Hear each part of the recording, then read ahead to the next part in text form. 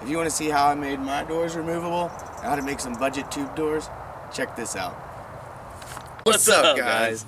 Welcome to this episode. We are going to show you how to make your XJ doors removable. Off. We haven't done it yet, so You're going along for the ride. yep. But first thing we're going to have to do is you're going to have to get a T40. Forte. Yeah, and unfortunately, when you open the door here,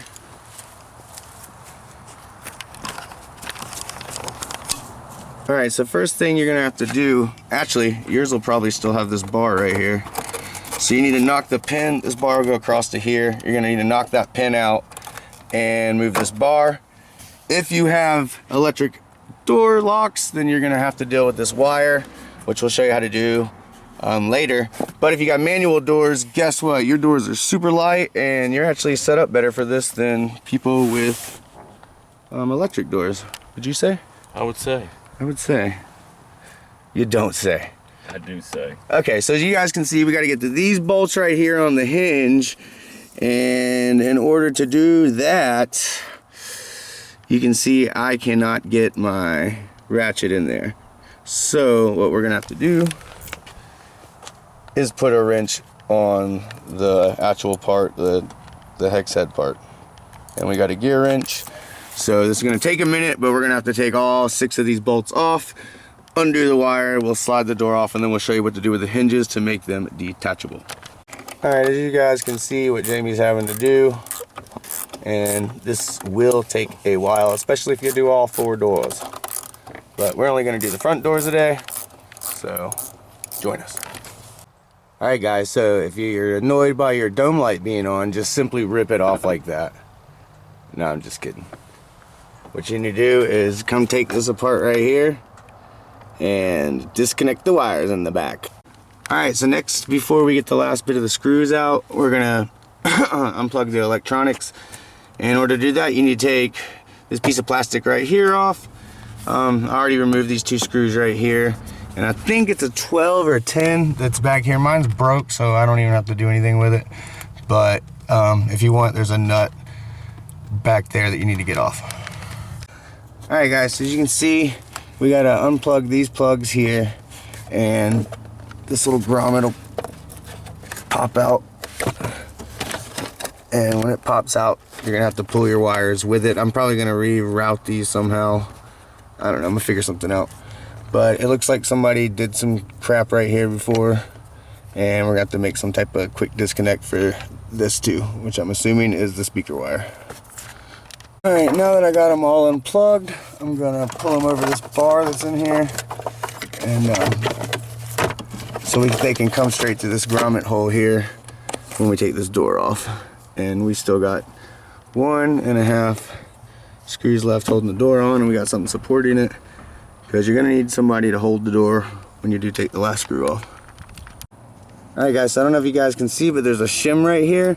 So you need to make sure you put the right shims back facing the way that you took them out. So just pay attention to that. All right, so you can probably get a wrench in a little bit once you're down to your last couple of screws. You can see it comes out, you're off. Pull this grommet out and get all our wires through that hole there. There went the shim, but I got the top one sitting aside, so I know which one's which way they were facing. And your door is removed.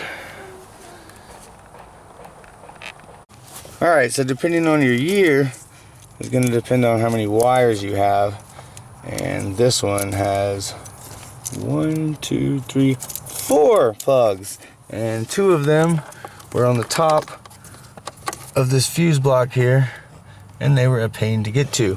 So I'm gonna extend them and put some disconnects like down here, so it's not such a pain in the butt to take the doors off and put them back on real quick. Your hands tired yet? Yep. All right, so after you get the passenger side off, just like the driver's side, now we're gonna have to cut these hinges, and we're gonna cut them right there at the bottom. All right guys, so as you can see, what we did is we cut right down here, and we cut a section out of the bottom so you could lift this up. And unfortunately, the last few times that we've done this have been on older Jeeps, and their hinges are set up. So if you got an older Jeep, do what we did here, and you'll be able to, you have a big chunk of metal right here, and you'll be able to beat this up, and you'll be able to just hold your door, come over here, and drop it into place.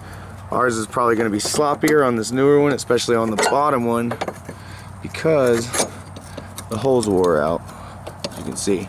So we are going to get something to put here to strengthen this up, so when this slides in, it can't move like so. But I mean, it'll hold. Just shut the door for tonight. We probably won't do that till tomorrow, so it'll be a whole new day.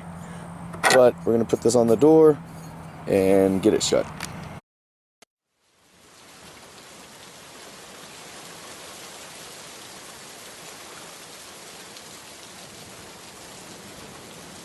Alright guys, so we're back at it again, and what we got here are these rod couplings that we are going to put right between here to give support to the hinges that are right here. As you guys can see, we cut those off and cut this bracket because we want to make these doors where you just pick them up and you don't have to go in there and wrestle with any type of pin to slide in. We want to make them a little bit better than that. Alright, as you can see, the rod couplings are a little bit too long to fit in there, so we're going to cut them off at 1.5 inches. Alright, so we got the rod coupling right between the hinge, and we're going to weld that in, and that'll support our pin. Alright, so since this one's upside down and we still need the top to be intact with the hinge, but we need the pin from the bottom, very, very carefully, Jamie cut him at an angle, and he barely hit the fender. He did a really good job. I was surprised, because keep in mind guys, the only thing that we are using right now is a cutting wheel on a grinder. So I thought that's pretty good. But anyway, we're going to get this out, and then we're going to knock this pin off of here, knock this out, put it in the top, and repeat the procedure. Alright, so if you have any other way, like if you got a Sawzall blade or something, will get in there, or maybe a plasma cutter or something to cut this, it'd probably be better. But like I said, the only thing that we are using is a cutting wheel on a grinder. So this is how we did it.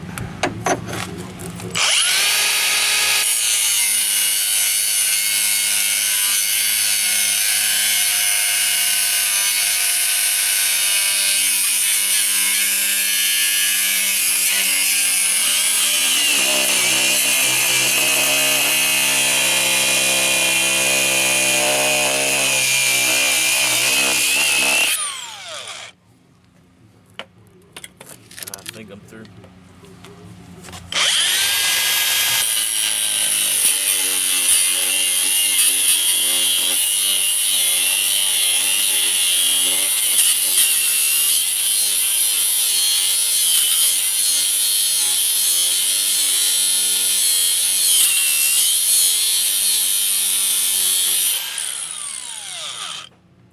Open her up.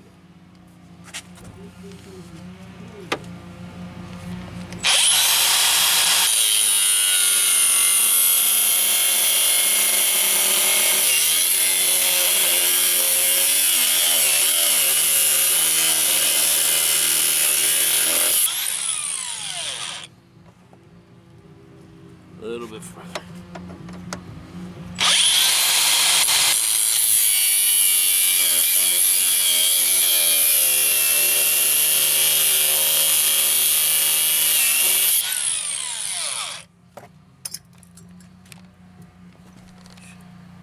Alright, so now we're left with something that looks like this. So we need to knock these out of this little piece of metal right here, and we need to knock these out. Alright, to get these out, I just beat it at an angle onto a piece of wood, and then just take a flathead and a hammer and just beat it down, and they'll pop right out. And then do it again for the door stopper pin. Just beat it at an angle, get it close to the head, and tap it, and it'll come out. Alright, so now you got your hinge pins and your door stoppers out. Now you're just going to put them back into the top side. Alright,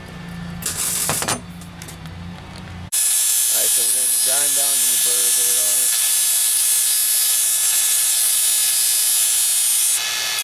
Alright, so after you beat the hinge pin and the door stopper back in, you're left with something like this. We're gonna lay a bead right here real quick so these don't pop back out. As you guys can see, Jamie welded in the rod couplings, so those are in place. Alright, because it's probably gonna hit the door with the snorkel and you can't go up that high, we put the shorter end on top. Also, you might want to roll your window down prior to taking your door off.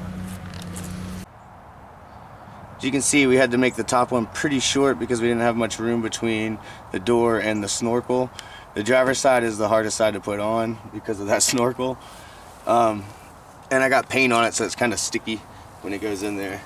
But it'll wear out just like a regular Jeep. You got to kind of open and close the door for a second for it to drop into place. But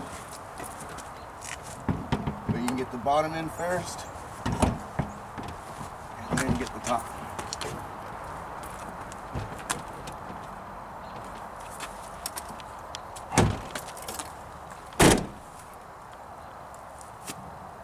But like I said, the driver's side was a little bit harder because of this snorkel. You can see where it hits.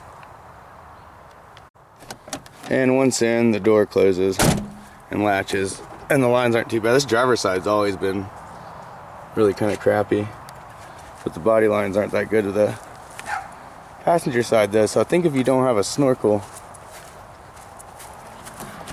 it'll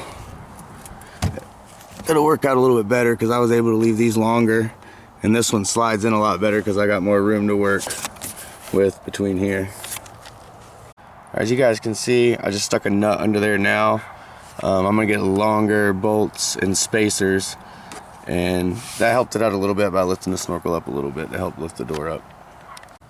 Also guys, I found that if you plug all the driver's side plugs in, all three of those, and you plug this plug in, all your windows and locks still work, and you don't have to go underneath here to plug all that stuff in. But stay tuned next week, because I got an awesome idea that I'm gonna do with these wires, and I'm also gonna show you guys step by step how to make cheap budget tube doors that look good.